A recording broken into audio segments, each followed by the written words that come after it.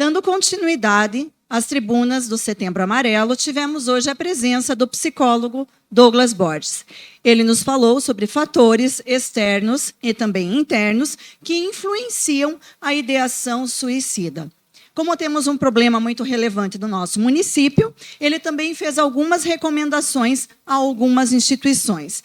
Douglas, por gentileza, converse um pouquinho conosco sobre esse assunto. Quais são os fatores principais e as recomendações? Então, nós temos fatores de risco de vários níveis. Na verdade, são 3 níveis de risco. O risco leve, o médio e o grave. No risco grave, então, pessoas que já praticaram, já tentaram suicídio uma vez, elas automaticamente caem nesse risco grave.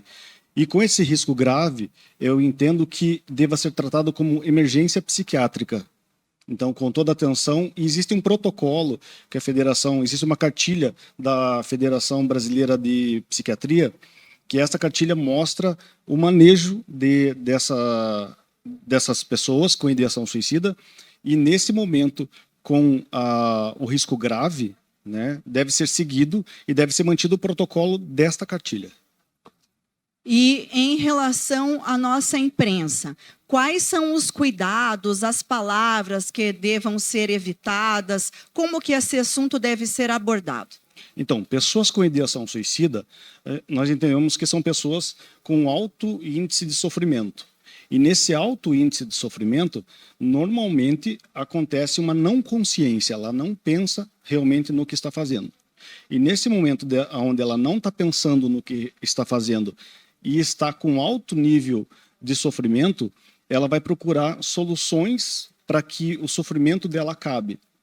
E aqui entra uma questão delicada, onde a imprensa deve se manifestar, deve dar a notícia dos suicídios acontecidos.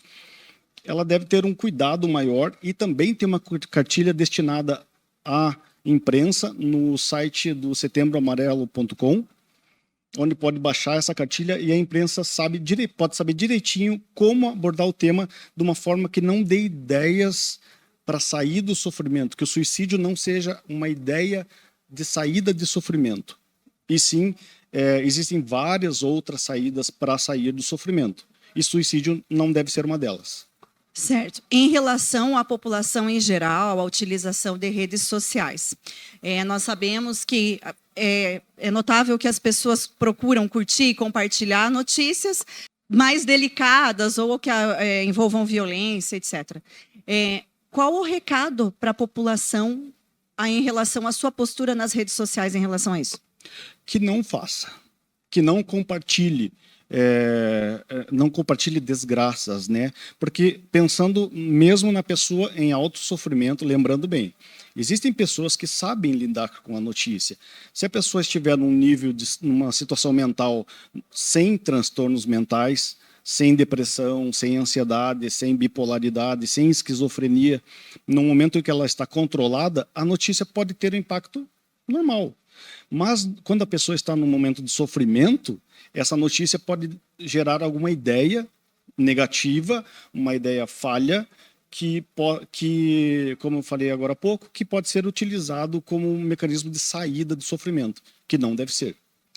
Um exemplo para isso são casos, notícias de situações que ocorreram no nosso município e em seguida ocorreu outro e mais outro.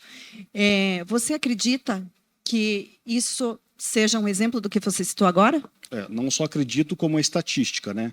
Isso inclusive na mesma cartilha ela coloca como